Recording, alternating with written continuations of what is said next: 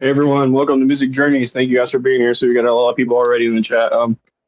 Thank you guys for joining in. And today we're gonna do talk on the Bhagavad Gita. We're gonna go ahead and get into the reading a little bit. I'm not sure how far we'll get into it, but we'll definitely talk about the introduction and we'll get into the reading a little bit. We're gonna read a simplified English version of it, obviously, not the Sanskrit version. But yeah, if you guys know anything about it, you'll be excited to get into it. And if you don't, you should be excited to learn. Hi, Nerdy, how you doing today, man? I'm doing good. Just here at the barely last minute, I got my camera working. I mean, you came in at the buzzer. The teacher was about to close the door on you, man. I know. I was so worried. I was sweating. But yeah, Cool. I Cheers. don't know a lot about this topic, but I'm excited to learn something. Nerdy, I was gonna say to you, man, you're really infatuated with the idea of the Matrix, and I think that this will tie into the idea of the Matrix really well, and you're having an awakening and tie into the idea of the cave and waking from your dream and all this stuff. I think this will go really well together. And maybe for the next couple Mondays, we'll tackle a little bit of it here and there, even if we mix up topics or whatever. Yeah, I think it'll be really good. Awesome. Let me pull it up right here. Looking forward to some inspiration. I'm sorry, say again. Looking forward to some inspiration. It's going to be a good Monday night. Cool. Think you'll like this, man. I got some notes here that I'll save for after the reading, or sorry, maybe after the introduction before the reading. We'll see. Oh, one other thing. Derek may Yeah. or may not show up. He's dealing with the power outage, just so everybody knows. Correct. He's okay. He's just dealing with no power. Correct. It's funny you're talking about Murphy's Law. That's what happened to me because it's 15 minutes before the show started. My internet went down. I was like, oh man, I hope I get in there in time. Then your camera started messing up. Derek's got power issues. It is how it goes tonight. I have an introduction here. Can you put us both with this picture right here? So you can do that by chance. Like on the side. Here we go. Now we can read it all. There we go. Yep, I'm not going to read through them all, but if people want to look through, these are all the chapters of the Bhagavad Gita. And I'm just going to read the introduction first, and then we'll see, like I said, we'll see how far we get into this thing tonight. We're just going to take right off with it. Thank you guys for joining in, and let's get into this. Introduction. The Bhagavad Gita is a doctrine of the universal truth and a book of moral and spiritual growth. Its message is sublime and non-sectarian, and it deals with the most sacred metaphysical science. It imagines the parts of knowledge. It imparts the knowledge of the self and answers two universal questions. Who am I and how can I lead a happy, peaceful life in this world full of dualities and dilemmas? It's a timeless book of wisdom that inspired Thoreau, Emerson, Einstein, Oppenheimer, Gandhi, and others. The Bhagavad Gita teaches us how to equip ourselves for battle of life. Our repeated study with faith purifies our psyche and guides us to face challenges of modern living, leading to inner peace and happiness. Gita teaches us the spiritual science of self-realization, or SR, based on the essence of the Upanishads or the Vendetta. And the prime message of the Gita is the ultimate purpose of life is to realize one's essential nature and become one with the supreme self within us all. It assures spiritual progress for all humans and how to be one with the supreme. It teaches a profound universal uplifting and sublime. The ignorance of the metaphysical or spiritual knowledge, not knowing our real identity, is the human's greatest predicament. It is said that there is no human mind that cannot be purified by a repeated study of the Gita. Gita explains that the basic principles of spiritual science using Sanskrit poetry in a very clear and inspiring manner. Sacred relationship between the creator and the creation is well established in the Gita. If one lives in the spirit of a few verses of the Gita, one's life will be transformed into divinity. The philosophy of duty, devotion, and self-knowledge is wonderfully synthesized and harmonized in the Gita without creating any conflict among them to give the reader eternal bliss, everlasting peace, and perennial joy in life. It awakens cosmic consciousness and stimulates life with spirituality. Religion tends to create a wall of division and conflicts all along religious lines, whereas spirituality unites people by breaking those walls. A spiritual person is a friend of all and a foe of none, because he considers all creatures, living or non, as part of a parcel of a cosmic body of absolute source. The message of the Gita came to humanity due to Arjuan's unwilling to do his duty as a warrior, because fighting involved destruction and killing. Nonviolence, or Ashwas, or Ashinwa, or sorry, Ashina. I'm just I'm butchering these words because it's a different language. It's one of the most fundamental tenets of spiritual culture. All lives, human or non-human, are sacred. The immortal disclosure between the human Supreme Lord Krishna and his devotee friend Arjuna occurs not in a temple, a secluded forest, or a mountaintop, but on a battlefield, the eve of a big war. Anyone can be helped by the practice of a few of its teachings. No change of one's faith or lifestyle is needed. A total of 700 verses in the Gita and 18 chapters are recorded in the world's longest epic, having over 100,000 verses in Sanskrit poetry. In Gita, Lord Krishna advises Arjuna to get up and fight. This may create misunderstanding of the principles of nonviolence in the background of war of the Mahabharata.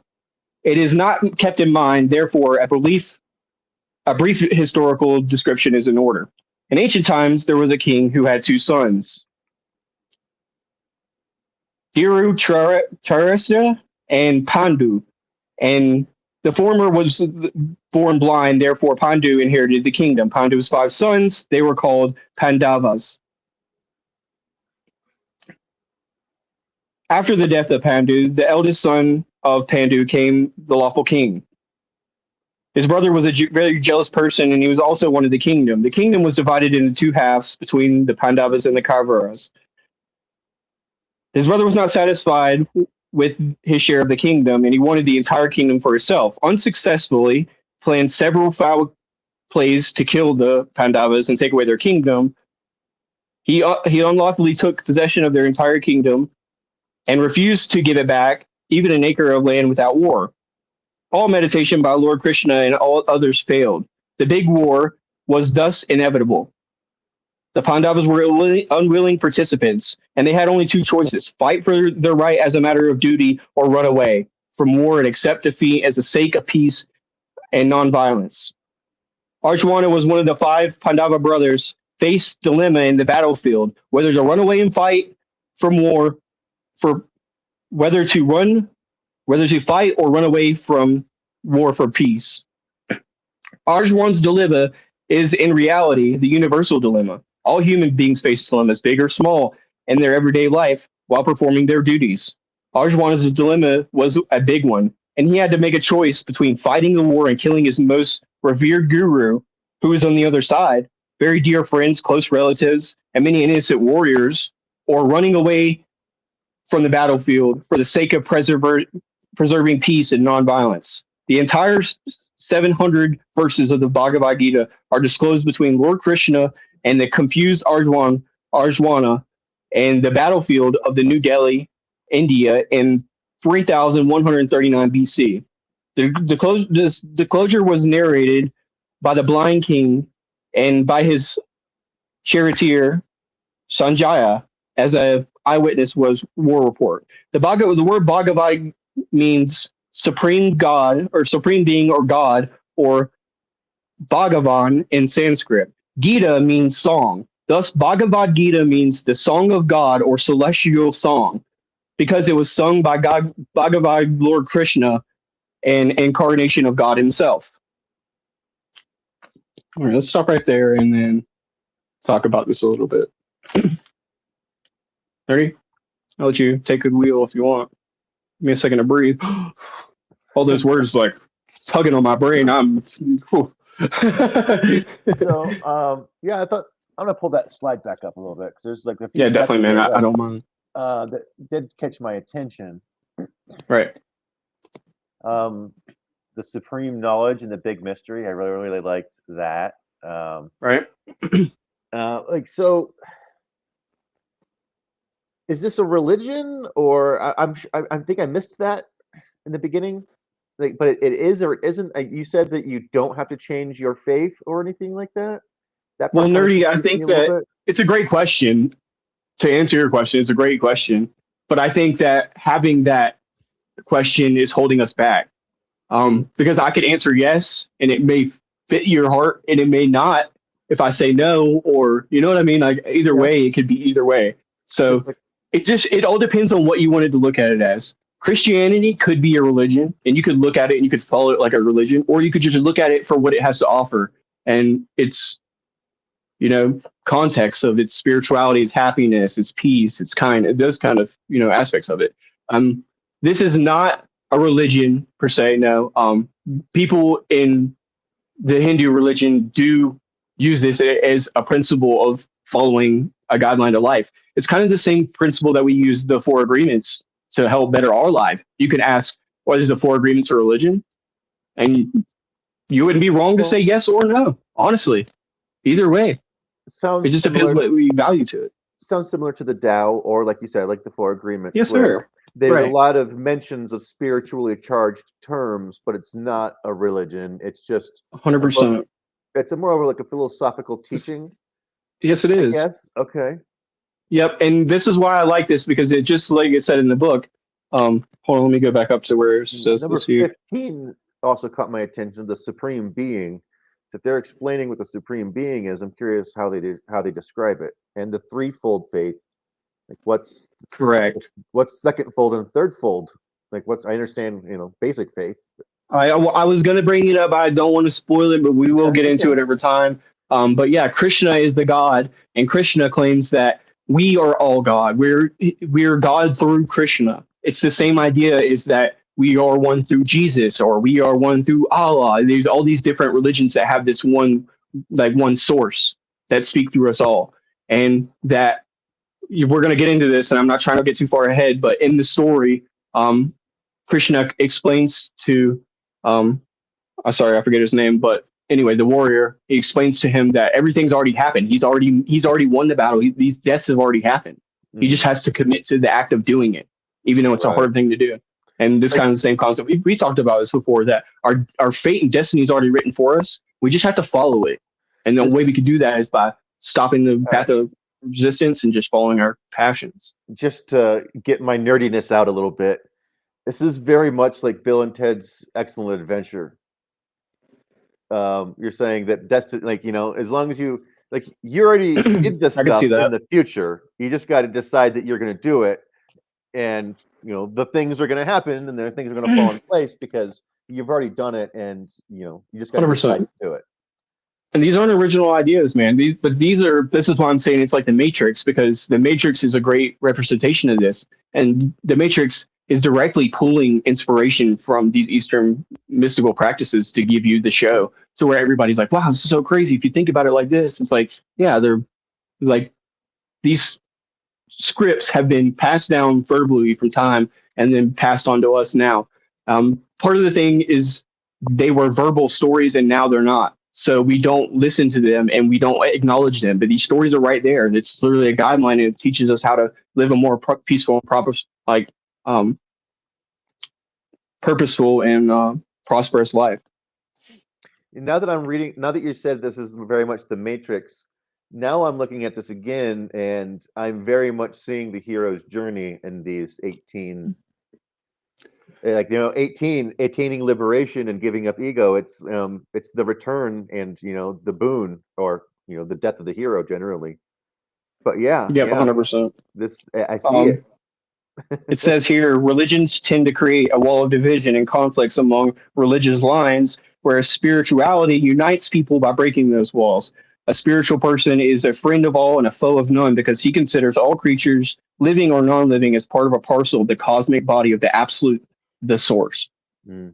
It's very much the same. It's very a psychedelic concept because when you've had a high level psychedelic experience, you can't avoid that feeling of feeling the source of oneness with everything. And these people, they weren't on drugs. Or were They were they? just living life, you know. There's one part in here in particular. Let me find it that it really kind of stuck with me today when I was sharing this. I'm going to switch back to us now. Okay, cheers. Yeah, there we go. One may not be prepared or qualified to see God. It's a concept that me and my buddy talk about so often, so often. The idea that even if we could literally see God with our eyes, our brains wouldn't even be able to comprehend what we were seeing because, we're here on Earth and we have, very like animalistic brains. We're here like eat and, reproduce and those kinds of things.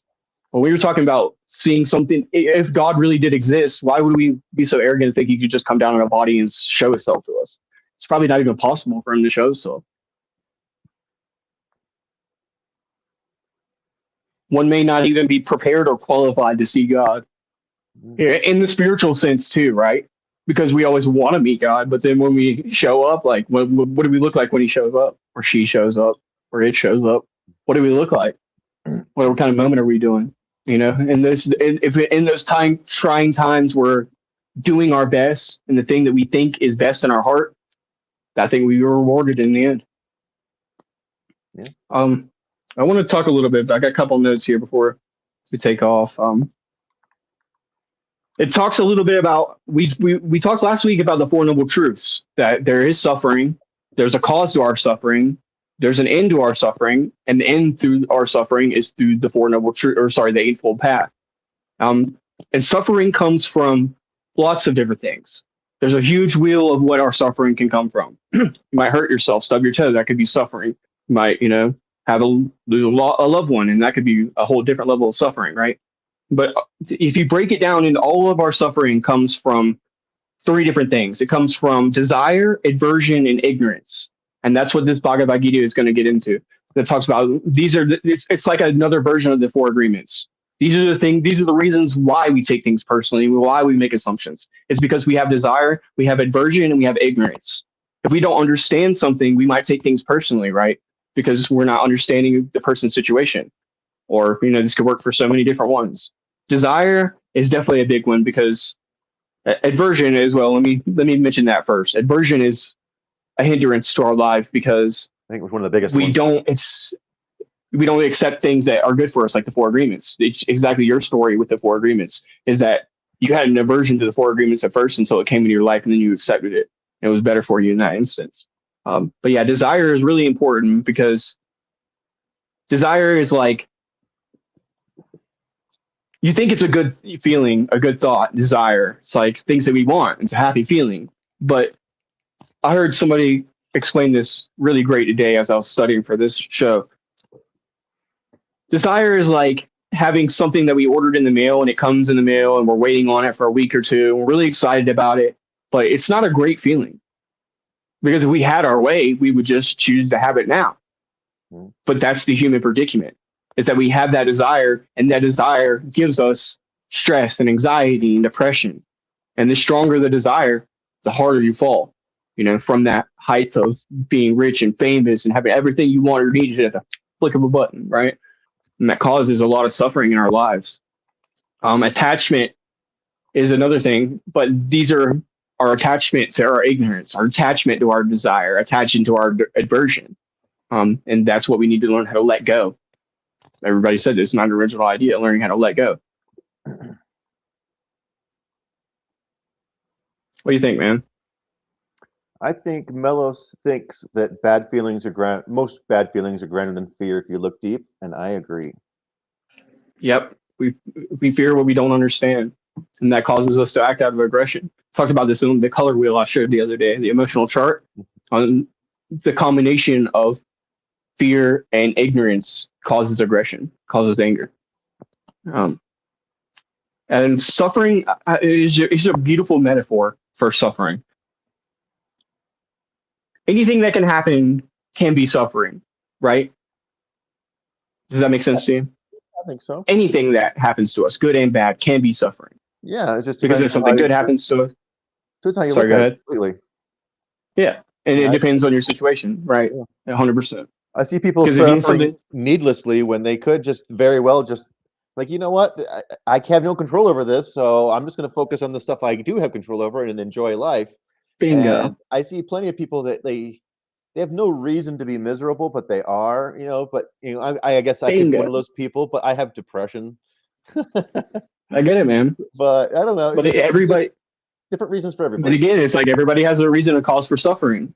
Mhm. And it just because it's like we talk about this with mental illness, it's just like a physical disability. It's like, sure, it's going to be harder for you to lift this weight that somebody who's like 300 pounds can lift. But there's no excuses, man. It's no excuse to be like, oh, I can't do that like you can. So it's like comparing ourselves to the envy. Um, but suffering, my point that I wanted to mention is that, everything, because if something good happens to us, it can be suffering because we have it's fleeting. Those good moments, the good feelings, even if they stay the same, or even if they're ever coming, because we have a ceiling to how much joy and excitement we can feel as a human being. And then when you tap out, then you have to like find that enlightenment in yourself, inside Instead of yourself. instead of running toward what you want or away from what you don't want, just strive to be peaceful where you're at. Very Buddhist of you, man. It's very much like the concept of the necklace, right? So we push things away from us, and the tendency is they push back towards us, or we pull things to us to try to hold it to us. They flow away. That's the nature of things. And here, just like you remember, you talked in that same video that I was just speaking about, that Buddhist monk that you shared. He talks about the rippling effect. You touch the water, and it pushes things away. Well, that's what our suffering does to our life. It pushes the happiness and the things we're trying to achieve away farther from us. Because a calm lake that doesn't move is not suffering. But the second that anything happens to it, it's like I'm saying that anything that causes that water to fluctuate and stir up, good and bad, it's pushing what we're trying to achieve away from us rather than just being free and letting go. And, that you could be a smart aleck and say, well, what do you want me to just do nothing? But remember the episode that we talked about whenever we said the harder you try, the less you succeed. It's about your cognitive effort, not your physical effort. It's about the amount of desire that you have, the amount of diversion that you have, the amount of ignorance that you have. These things are holding you back, and these are the reasons why you keep breaking your four agreements. Because your ignorance is leading you to take things personally. Your aversion is leading you to not do your best. Your desire is leading you to make assumptions. And these things happen to us. And it's a really good level up in life. Like, so say the agreements is kindergarten. Now we're moving on to first grade. We're starting to add in, we're going from addition to multiplication and division now, adding in the Bhagavad Gita and the concept of the Four Noble Truths.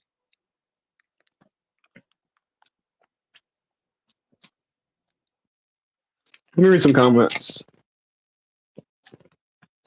What you snacking on? What's your candy of the day? I got the ones before. The low sugar. The whole bag has 2 grams of sugar, I think. Yeah, the whole bag. Got the new and improved Mary Jane's. The new and improved. Yeah, the new What and they do improved. to them? I don't know. It Says does say new and improved though. improved recipe with real No, molasses no. and peanut butter. They're trying to kill us, nerdy. See, it is improved. I'm telling you. It tastes better. Yeah. Well, here it is. It's on the package. It says improved recipe. But yeah, I don't know. They're smaller. They're way smaller than they used to be. They're more like a Tootsie Roll size. Maybe that's what they mean. But it reminds me of Abba Zaba. Atkinson Candy Company. I think Atkinson makes Abba Zaba. I'm not sure. I love that movie. I think it's pretty cool how. Half Baked. Sorry, go. No, you're good. You're good. I think it's pretty. This is from Joe. He says, I think it's pretty cool how the more people try to disprove "quote unquote" God, archaeology, mathematically, physics, or etc., the more and more they prove there's a "quote unquote" creator, and it's all by "quote unquote" intelligent design. Yeah, there's a famous quote. I forget who said it. Forgive me for not remembering, but at the bottom of every glass of religion is where you start to drink, and because you drink from it, you start to become an atheist because of the taste. But at the bottom of that cup of atheism is religion again. You just have to get to the good stuff. The good stuff sinks to the bottom. It's just like gold, right? It's heavy. It sinks to the bottom. So to be able to get that good stuff, you have to wait and go through all the bull crap. So the Bhagavad Gita is teaching us that our enlightenment is on the other side of suffering. We just have to get through that suffering to be able to get there and hold our faith and hold our strength. And sometimes that means doing it alone. And that's really the tough thing. Sometimes that means you standing on a battlefield with a sword and your goal is to kill other people for the sake of peace. And if your life is to live peacefully, then you have to go through that dilemma in your head. Do I want to choose to let these people win, or do I want to choose to fight for the greater good? It's very much, I love the saying, it's a gardener in the war versus a warrior in the garden, right? If you're a gardener in the war, it's better to be a gardener in the war or a warrior in the garden than a gardener in the war. Because if you're just a gardener, all you guys is a spade and you don't even know how to use it. But if you're a warrior, surely you can learn how to use your sword to dig up plants. It's a very easy conversion. Yeah. So going through that suffering makes us stronger, makes us more battle hardened in life. Well, I think this is also has to do with if your values are peace and you're going into war and you're inflicting violence and conflict, that is why you suffer, is because you're going against your values. And 100%, man. anytime you go against your values or you have conflicting values and you don't realize it, that's when you start suffering internally. It's a good check on us, right? A quote from the Bhagavad Gita that you are very familiar with, but you're more familiar with it because of Oppenheimer, which I mentioned in the introduction. I have become death, destroyer of worlds. The guy who invented the atomic bomb. And the reason why he says that and quotes that is because of that story. And I might be talking out of pocket, but I'm pretty sure he learned Sanskrit to be able to read the Bhagavad Gita. But yeah, I mean, you got to imagine, dude. Dude created the world's deadliest weapon that ended up killing too many people. A stupid number of people. Same guy that invented dynamite, had to deal with something very, very similar. So this is what we're doing, man. Killed so many people. This is what we're doing, brother. So this means that even if you have done something like killing someone, or if you haven't, there's a way through your suffering. And then it's going to be a hill. It's not going to be easy, no matter what your problem is, if it's depression or anxiety, or if it's just being stubborn or ignorant, which is arguably even worse because it's the thing that you choose to do, right? Rather than it being unavoidable. But at the end of the day, there's always a way out of it. And it starts through peace and enlightenment and chasing your passions. This is Dharma. Dharma is in this Bhagavad Gita. We're going to talk a little bit. We've already talked a little bit about it. Dharma is chasing your passions and only chasing your passions. If chasing your passions is yelling and screaming and having arguments with people, then fucking do it. But if that's not really what you want, maybe you should try something different. Only do things that make you happy. Be happy. Find joy in things. If work is ever stressing you, then snip it out. Take your paper and snip that part out and go do something fun. Go do a hobby. Go chase your dreams. Because those are things that are holding us back, our desires. Because we're chasing and we're running. It's like the white rabbit, the analogy of the white rabbit in Alice in Wonderland. We're running and running for what? For what, man? You can never have enough. Time's you don't need. Yep. Time's all relevant anyway. And I think that if we let go and be water, like Paul was mentioning in Tao and his show, and flow down the river instead of fighting it, we'll get where we want to go quicker. Then we're holding ourselves back by trying to run and chase. The harder you try, the less you succeed.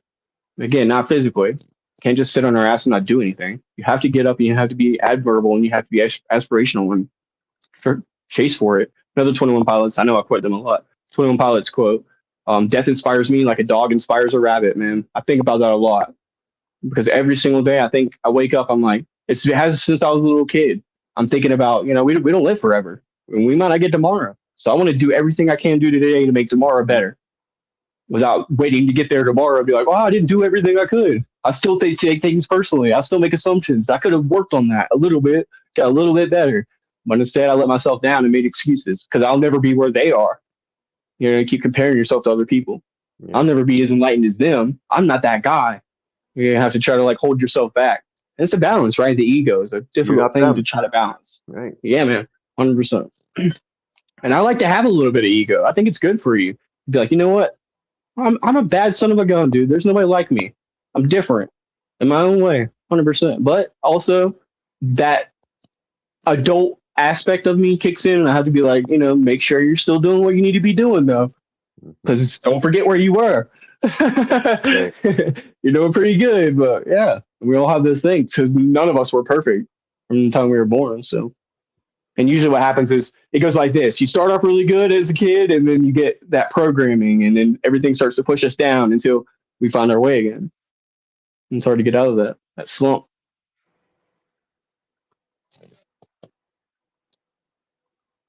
Waterfall is the path of least resistance. Yep. Yeah, exactly. Good one, Sam. Gotta try not to fight it. The more you fight it, the worse it gets on you, man. I'm telling you, trust me. I've been spending freaking 90% of my life fighting and running and just chasing and for nothing. Because I'm not rich, I'm not famous. I could have freaking sat down and did as much. Yeah. I could have not worried. I could have just did whatever I was doing anyway. I could have, stayed aspirational, chased my dreams and hobbies, and really learned and spent time and knowledge gaining that. Instead, I was running and chasing for a dream that wasn't even mine. I talked about this before. I could do that. When I talked about this, the idea of balancing your three socials, your mental, your physical, and your um your mental, your physical, and your social. So it's the same concept with me balancing my life with the work that I do. I want the people around me to validate it, my friends and family, and I want the world to validate it. But most importantly, I want to be happy with what I do. And I don't care about those other two as much as me centrally. But I think so many other people are doing, they want to do this, they want to be a lawyer for their mom, or they want to be a television broadcaster because the world will think they're famous and all these different things, dude. Trust me, I've had those opportunities, but that life doesn't fit my values. It's just like you just said about being on the battlefield. Whenever it comes down to your core beliefs and your values, how you feel it. You don't Hmm. need to think about it. It's there. It's in your heart. Yep. I think we can't get enough of it. We keep running around this circle all day long. The answer is love. I know it's hard whenever it gets down to a moment of what you would you do in a moment like that. But it's just like Nerdy's saying, killing someone doesn't mean hate. It's all about your values. And it's about if life's a chess match. I used to think about this when I was real young about why isn't there a book of life? Why isn't there a book on life? You think that somebody would sit down and write a book on life? I kept saying that to myself. Little did I know they were these books that we're reading. All these books that we're reading. So many different. Philosophers. They were yeah, 100%. The problem is that you have to know where to apply these different things to your life. You have to know when to not be taking things personally. You have to know when to not be making assumptions. And to do that, you have to practice. It's just like being a fighter. If you've never been in a fight, somebody's gonna sneak up and jab one on you. But if you've been in the ring, the mental like a jujitsu ring, now you know, oh, that's a punch coming. I better dodge out of the way of that. Oh no, that's a negative person. I better stay away from that. Oh no, that's a negative feeling welling up inside of me. Let me knock that thing down or advert it. We talked about how to do this with stuck points, right? Whenever we're feeling in a negative mindset about how to advert our attention, sometimes we forget because we have to be a parent to ourselves and be like, hey, remember, you're getting a little bit anxious. You're starting to feel anxious. You got to do that thing, man. Remember, go do that thing that you like to do. It's hard for us to bring ourselves back down to center because if no one's there to tell us, we'll just keep running and running and running. And on that note, I make the same point that I always make. You guys in here in the community, you have to be part of that too. You have to be the ones to see your friends like that and reach out and be like, hey, man, why don't you doing that thing that you like to do, that hobby that you love to do, that passion that you love doing, and try to slow people down because we only got one life. We gotta live it, but we can't keep running ourselves for nothing. We have to at least run for our passions and our dreams and our glory, not other people's, right? Yeah, Hmm. and make sure what you're fighting for is really what you want, and you're not killing anyone. So as long as your battles aren't that, then you're good to go. If they are, then talk to us and we'll try to help you out. If not, then you don't have really any excuses, man. It might be a harder battle for you to do it than the person next to you, but there's no excuses at the end of the day. And everyone struggles with different things too.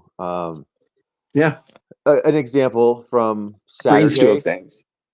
There's this somebody who is pretty well known in the local mycology community. that ran into me at the event on Saturday, and I really look up to this guy. And I'm talking to him, and I'm realizing this guy is shyer than I am. And I look up to this guy, and he's smart, and he knows his mushrooms. He knows how to forage. He's been doing it longer than I have, and I'm just like, wow. And then he's talking to me, and he's having a harder time than I am. Just because he's not good at it. I'm experienced with talking to people because I'm doing it so often. But yeah, I noticed, I could see it, and it was like, wow. Just because he knows so much more about mushrooms than I am, it doesn't mean that he's as skilled at some of these other things as I am, like talking. Well, can I ask you? Can I ask you a question? Do you think that I'm maybe terrified inside? whenever you're talking to people? Yeah. Inside, I'm Yeah. a wreck, but I look natural doing it. I feel like my anxiety was really bad when I was young, so now it's like pretty effortless for me to talk to people. I still get a little bit of anxiety depending on the situation, but yeah, let me ask you, do you think he's like that because you think he knows all that stuff that he knows because of what we're about to get into Wednesday with the way back? Because he doesn't speak as much as he listens? Maybe that's why he knows so much. Maybe. I have a lot to do with it, dude. Maybe. But also, I have a you lot kind to of do with it. notice when people struggle with eye contact too. Right. Yeah, 100%. The anxiety feeling, you're a little twitching or not doing this. Yeah, just a little weird shit. I remember one day because I feel like if you don't, I don't have any severe anxiety, so if you don't know, you wouldn't be able to know. But one day I was working with a moving crew, and this guy, he looks at me one day. We were sitting there smoking a joint. He goes, "Hey man," he's like, "You got anxiety, don't you?" I was like, "Yeah." I was like, "But how do you know that?" He's like, "I can just tell." Like Like, it really opened my eyes up to like even as subtle as my anxiety is compared to somebody who has like pretty severe anxiety. It was obvious to him. like recognizes like. I real recognize real is what I call it. Yeah, yeah, yes sir. That's what I like to say. You see it. I see you in me. It's holding Yes. up a mirror. So I talk about this so often. So you're doing that same thing to people that you don't like. That same exact thing, even though it doesn't feel like a good thing. Like, no, there's no way. Because I don't have that. It's like, yes, you do. You definitely do have that. You're just recognizing it in that person, and now you're seeing it in yourself, and you're getting mad about it. 100%. Because there are people that aggravate me or irritate me that I don't like, that I don't even know, that are just like people that I see on a show or something like that. And I think to myself, I go, man, why don't I like them? Like, I could make excuses all I want, but it's like, it's because I'm not happy with myself. Truly. I'm jealous or I'm envious or I'm fucking, it could be so many different emotions, right?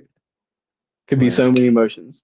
Yeah. And I have the tendency to do exactly, we were talking about this. I can't remember if we were talking about on the show. I don't think so. I think it was after the show. But whenever somebody does something, I like to one up them and be like, I can do that. I could do that better. And then I like to do it myself, like you mentioned it. And I'm even one up with myself. Like I can do it better than I could do it.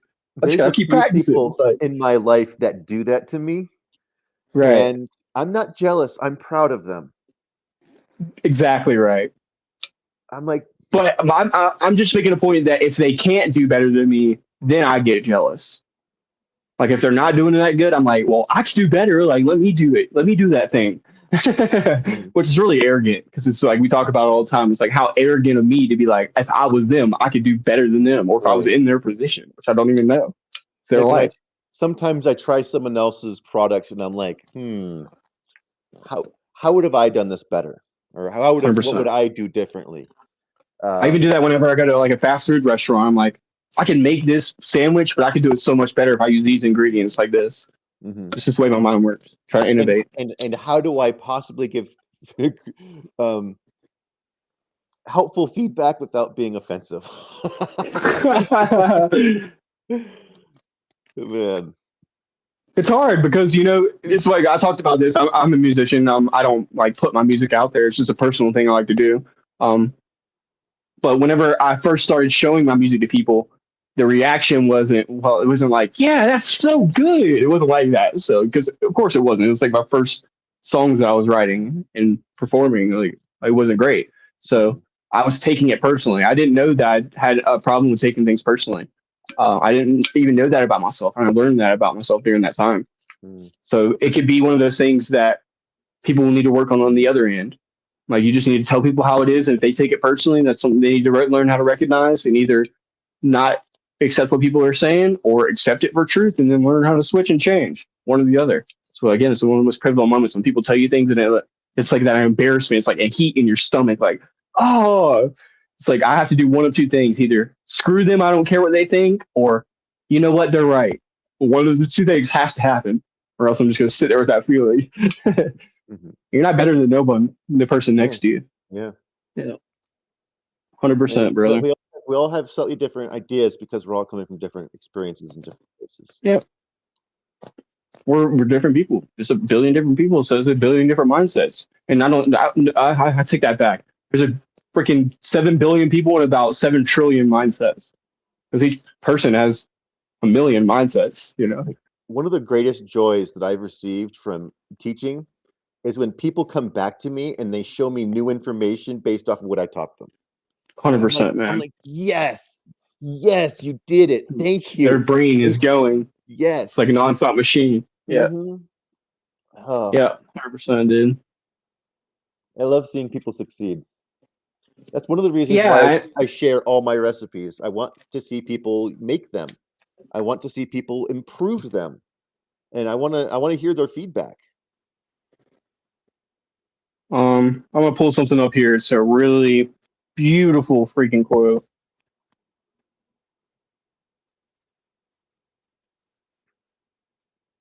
1 second, I'll see if I can find While it you're here. pulling that up, I would like to point out a product a friend of mine made based off of something that I taught them. This one up teas. I love the concept Um, of that. yeah, and I had this one yesterday, and it was really, really good. It tasted very much like Arizona tea. It was like raspberry. Okay. But it says it's 2 grams, and I don't know. It was an extract, so I'm not sure if it was like a full amount because you're going to lose something along the way. But I really, really enjoyed it, and for what this is, it was like you can easily split this up into two or three, and share it with friends. But Colorado culture, not Colorado cultures, colonizing Colorado and Colorado Springs is going to be carrying these. So it's not that Okay. you're buying the drink, you're paying for support services and things like that. So they're gonna like ask you a bunch of really, really important questions, about your medical history and stuff before they give it to you. I love But it, man. good Doing stuff. the thing. I'm gonna be Doing the helping them thing, dude. with their logo, and this is one of those people that was inspired by me, and I was really, really proud of Okay, sweet. it. Among so many Um, other people in the community, but I'm gonna keep bringing them up a little bit at a time here and there. Not these guys, but and other people too. and again, I've already been thinking since you've been talking to me about this, how we can do this and do this better. Um, you're familiar with brisk tea, right? Hmm. Hmm. Another kind of Arizona tea. It's very cheap and it's very good. The way they make their tea is with tea powder. So I have a bunch of tea resin that I've made. I've been experimenting with making different kinds and like different styles and stuff like that. Um, but we could probably grind that up into a powder and make a version of that ourselves for the mystic people. I mean, give it away as a sacrament.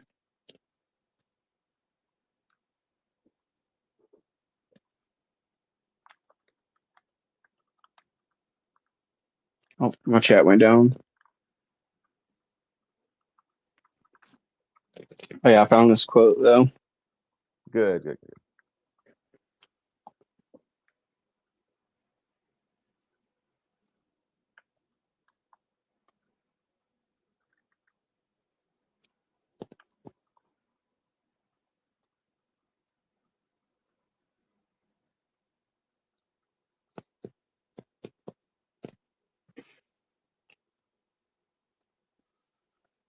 It has these two little cute. You'll love this. These two little cute furry forest animals. That almost looks like Sanrio characters. Kind of. There's a Yeah, it has dog. that vibe, right? There's one of those dogs that they have a character that looks like one of those dogs. Yeah, it could be. I don't think so. Oh. Anyway, the quote here says, I'm scared I'll hurt your feelings, the rabbit says. Or we're just going to say dog and rabbit here. I'm scared I'll hurt your feelings, says dog. But don't worry, you will, says rabbit. I'll hurt your feelings too, says rabbit. Not on purpose, of course, but it's how we learn and grow. We'll switch off, you and me, teacher, student, teacher, student. As a teacher, gentle and patient. As a student, humble and willing to learn. When we're hurt, we'll learn what parts of our hearts are tender, vulnerable, wounded, and we can heal by knowing I'll discover myself through you. When I cause pain, I'll learn where I lack understanding, empathy, clarity, or sensitivity. I discover myself through you. There is nothing to fear in closeness. I trust you. I also trust myself to do what's best. Grow in love. Nice. So that's exactly how it ends up being in a moment like that. Whenever you're friends with someone, it's like, nerdy, I look up to you a lot, man. I really do. It's, I'm not even for a bit. Like, I look up to you a lot. You. But there are things I'm sure you learn from me that I can learn from you, and bouncing back and forth, dancing. It's a beautiful dance. And that's how I was saying. That's how you and your friends level up together, because you're just like climbing a ladder.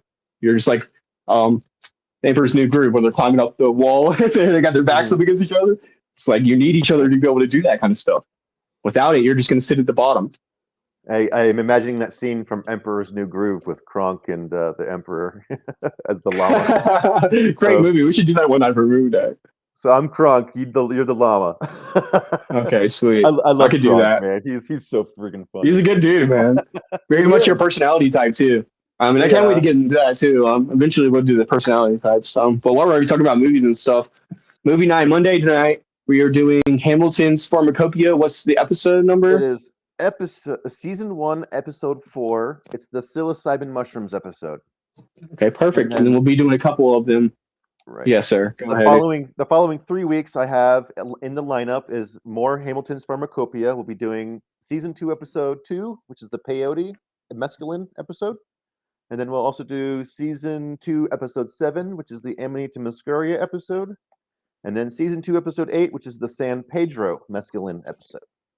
Sweet. Those are just the ones I picked out. A lot of the other ones are just a little too pharmaceutical for me.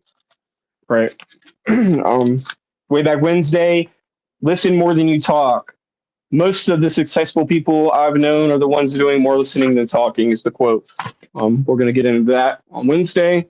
We'll loop back around and we'll get into the first chapter. It was just the introduction of the Bhagavad Gita, because you guys kind of an understanding what we're going to get into. And then we'll get into the first chapter next Monday.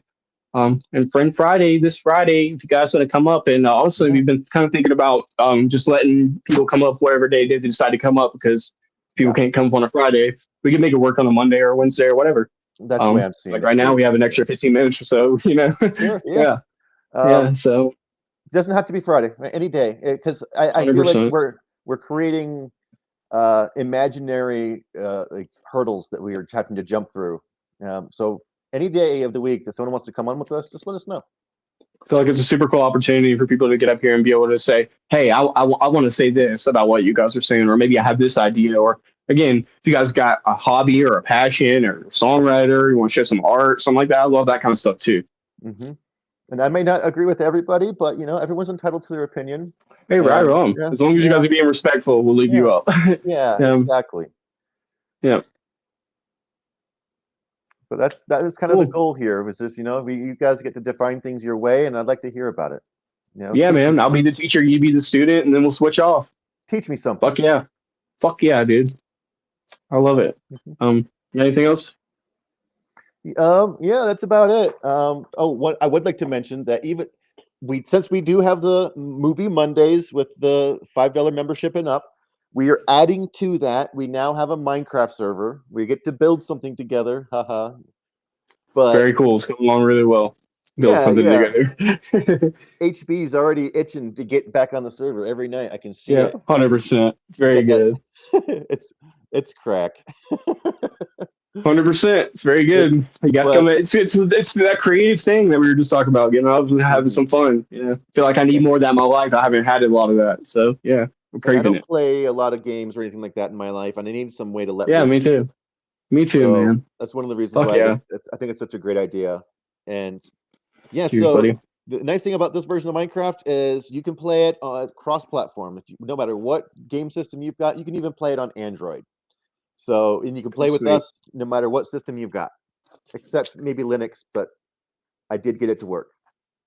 Yeah, you heard the man. So yeah, we're adding a couple more extra little perks in there for $5 a month membership. That'll get you the movie night Mondays, and that'll get you in the Minecraft server. It'll be worth it. There's a couple of extra little things coming along the way as well too, with some one-on-one mycology stuff, and maybe some one-on-one medicine stuff too as well. Sure. Cheers. Thank you guys so much for joining us for another episode. We'll see you guys next Wednesday for Way Back Wednesday. And then also don't forget Derek Tuesday Bible studies, 9 p.m. EST. So yeah, thank you guys for tuning in. Remember, be kind. Don't kill anybody unless you have to. I'm just kidding.